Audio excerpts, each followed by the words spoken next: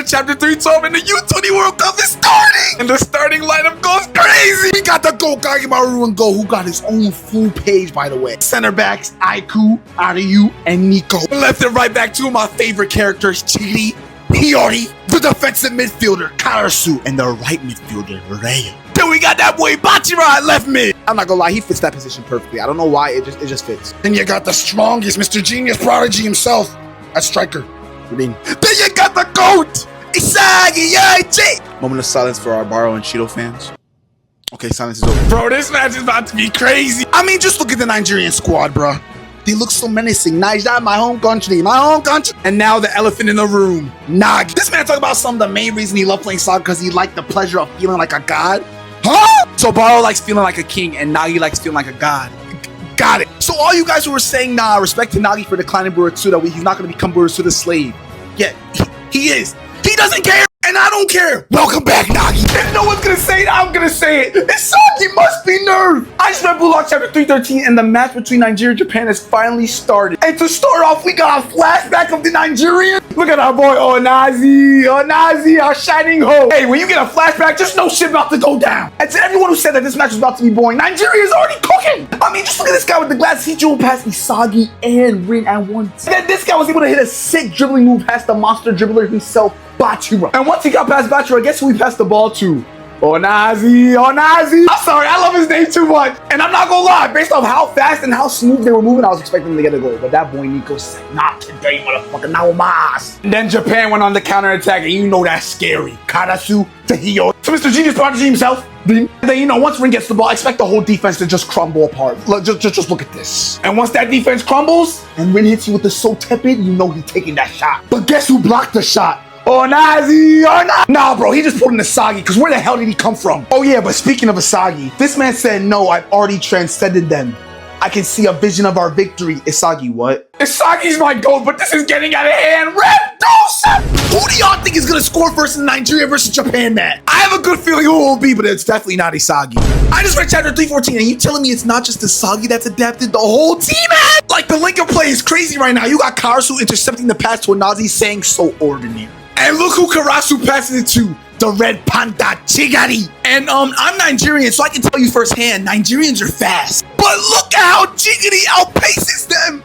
He even insults them by saying, too slow, dipshit. Dang. And then he hits a zero deceleration cross. At first, you think it's going to Mr. Genius Prodigy himself, Rin. But no, wait. It's going to Isagi. Now, this is where the time to end, so you think Isagi's going to be the one to score, especially the position of the ball and what he just said. But wait, a random foot said no, and I recognize that foot.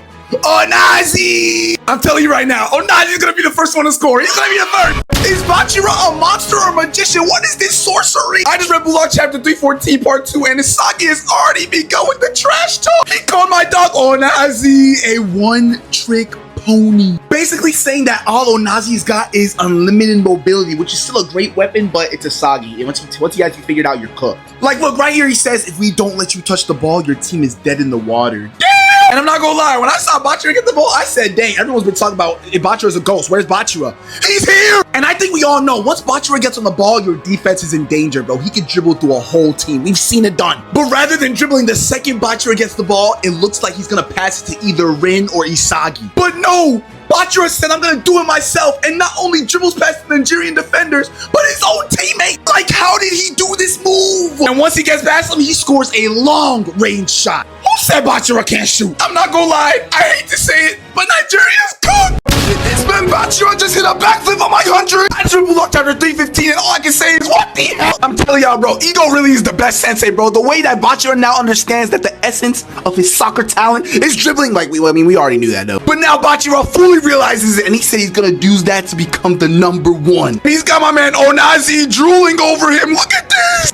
And the crazy part about this, it's not just Bachira. Are you? Judo's principle of spacing. Nico, he has a Baki body now. Like the Nigerians say, don't let him pass the Isagi, don't let him pass. It's not just Isagi, it's everyone. Because someone, please tell me, why is Ryo copying Bachira's skill move? I really thought Nigeria had a chance. Why can't Isagi let Onazi get one main character moment? I just finished Blue Lock chapter 316, and oh my god, what a chapter. First off, Ryo.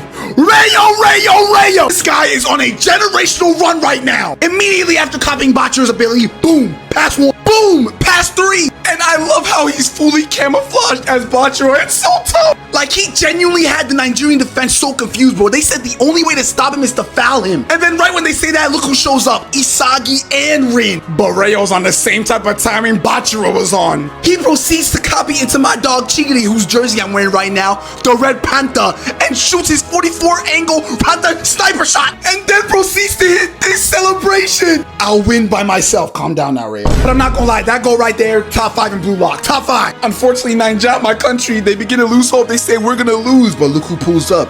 It's fine. We made it this far by busting through walls like this. Oh, Nazi! He then proceeds to say we're the world's strongest family. And come to find out that all of them on the same team were all orphans who grew up together playing soccer. And the second that boy Onazi started playing soccer, they knew that boy was gifted. So here comes Onazi reassuring his squad even though they're down 0-2. Trust me, it's fine. I'm here. It's not fine. Wait, who would say that? Because right now in front of you, I'm here? Isagi, I love you. Would you put the bastard in Munken? Finally, Nigeria's gonna score. Onazi, our shining hope, is gonna surpass Isagi. It's what you thought I would say.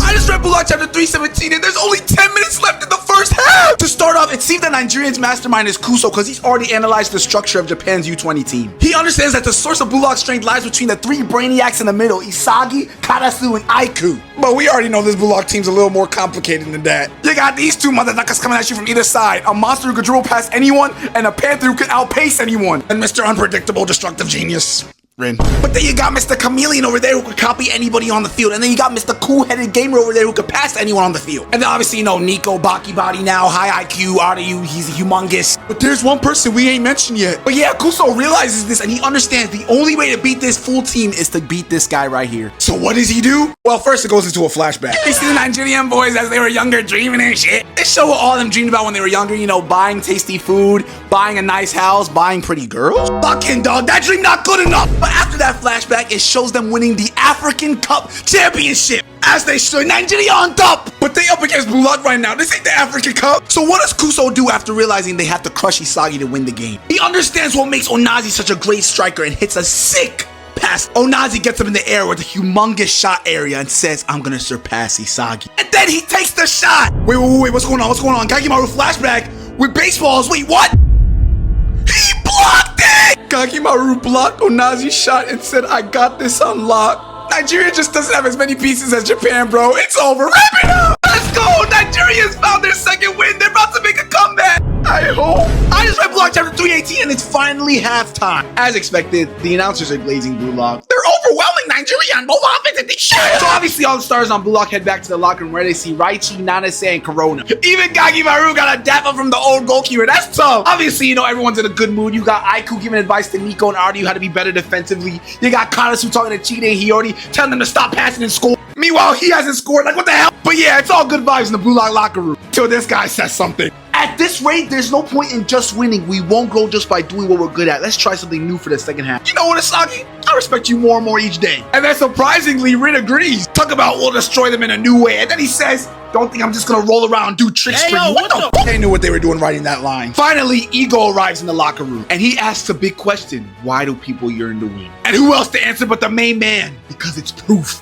that you're superior to others. And you know, it's the truth. I mean, just look at this. I'm strong. I'm into it. Give me your G. Lore accurate dating today. But while all this learning and teaching is being taught in the Japan locker room, despair has enveloped the Nigerian locker room. It's no use. That is, until you look at Onazi. This man talking about Bulak is so damn cool. Stop drooling, Onazi. But honestly, in a situation where your team is down 0-2 and your leader is smiling like that, that's the position you want to be in. So he asked his team, what do you think makes Japan so strong? And they say the fact that all of them are aiming for their own goal. So what does Onazi say? He says he wants to be Blue Lock, so why don't we try fighting like them? Then he reiterates to his team, if you guys just keep passing me, we're going to lose anyway. And then the coach says, you know what, Onazi?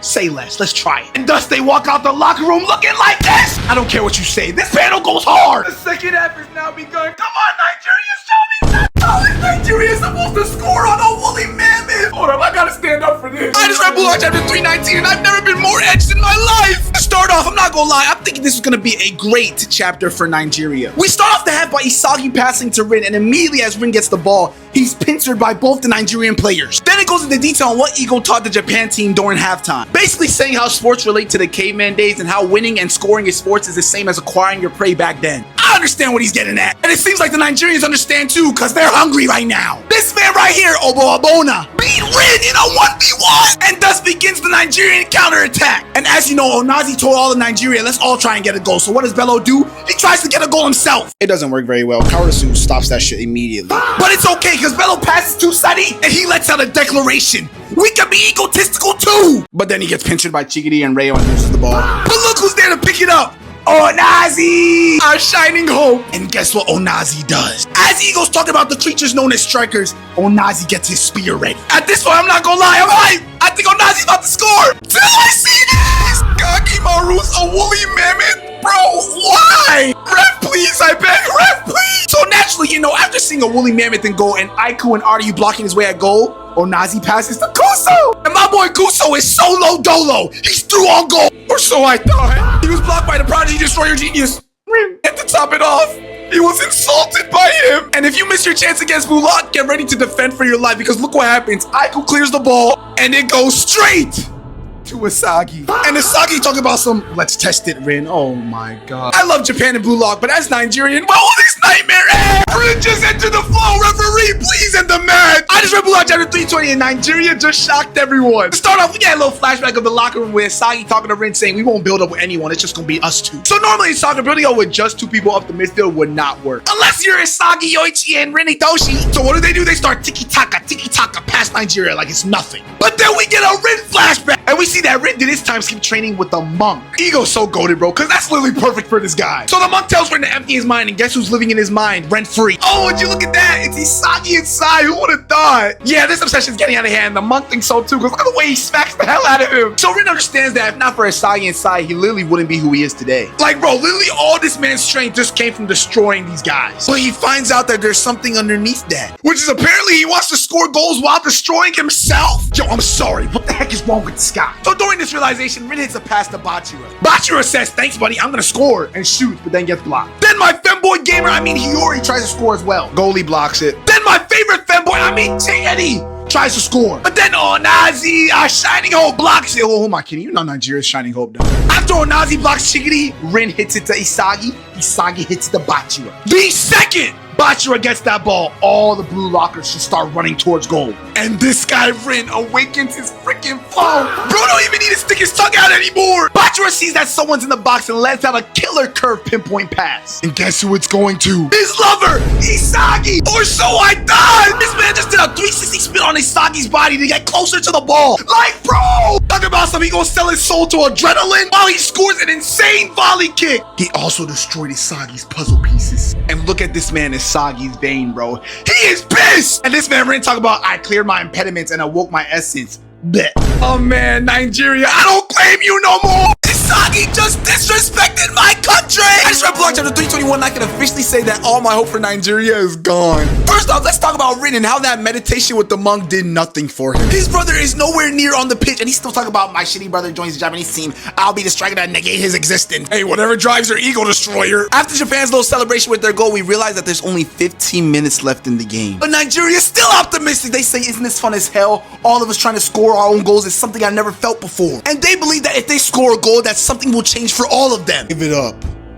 It's pointless. Isagi, you can't let them have their move. This man talking about you're just like kids who saw a movie and got temporarily worked up. Bro, he said it's nothing but an instant ego that you forget about the next day. That's not enough to change anyone. At first I'm like, Isagi, you bastard. But then I realized that he's actually helping them out. He's basically telling them to stop making it a group problem and make it a self problem. And the person this hits the hardest is Onazi. He understands that the way he is now, he will never win against Blue Lock. And he finally says it. He doesn't want to make memories with his friends. He doesn't want to be Nigeria's hero. He wants to be the best striker in the world. And this man Isagi lets out a big smile and says, then come crush me and change your life, egoist. Finally, Onazi asks Isagi the big question. That burning ego that you have, where does it come from? And this man Isagi gives one of the best possible answers that I could possibly think of.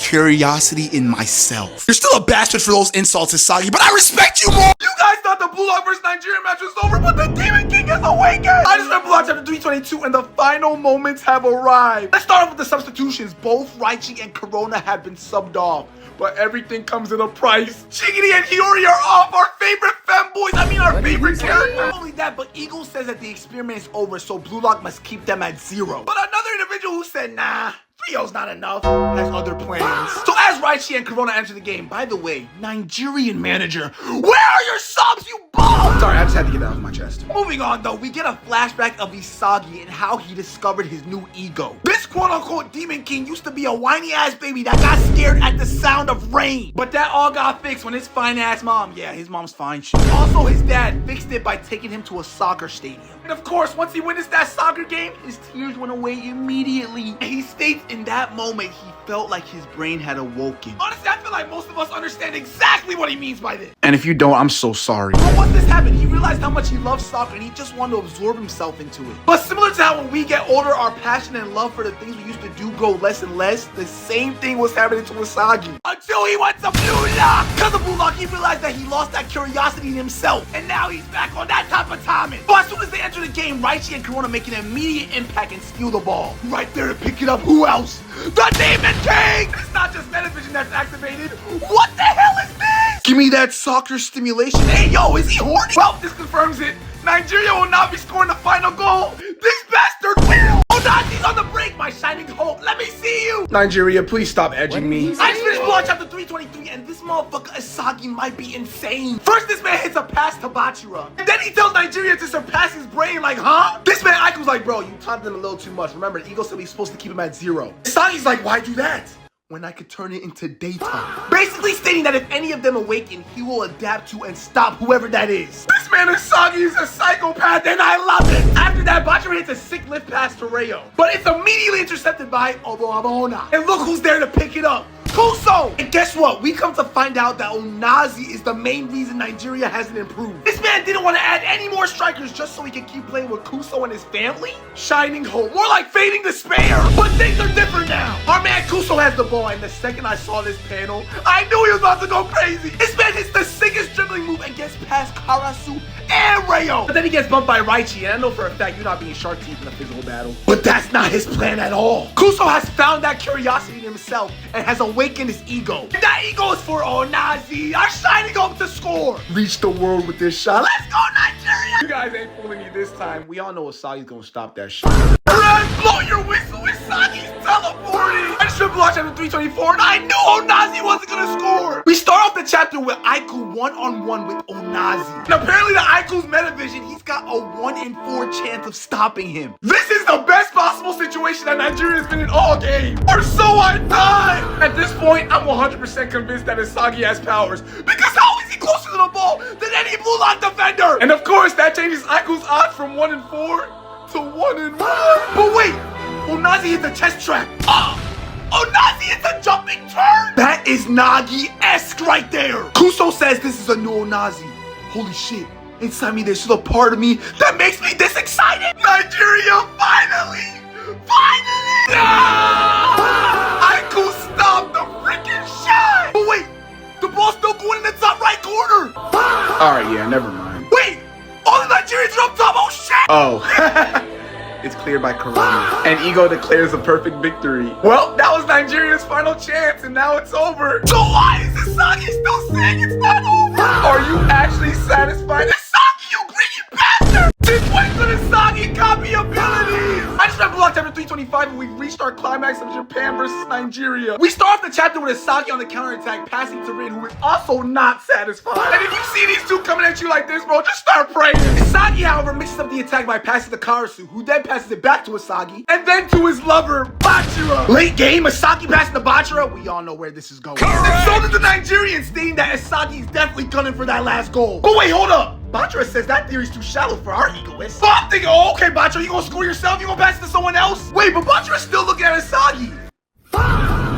What the fuck does that mean? Well, we about to find out, because Bachira hits an insane backspin pass that goes through 2 defenders' legs. But it's not over yet. Nigeria still has some fight. Both Rin and Isagi get stopped in their tracks. There. I was waiting for that adaptation.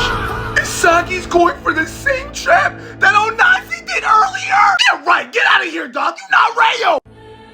Isagi actually copied it. And once again, he scored the final goal. He's never beating the final goal merchant allegations. And to top things off, he states that ego soccer is no longer enough for him. Who does this guy think he is? Well, Japan versus Nigeria has come to a close, and as a Nigerian myself, all I can say is,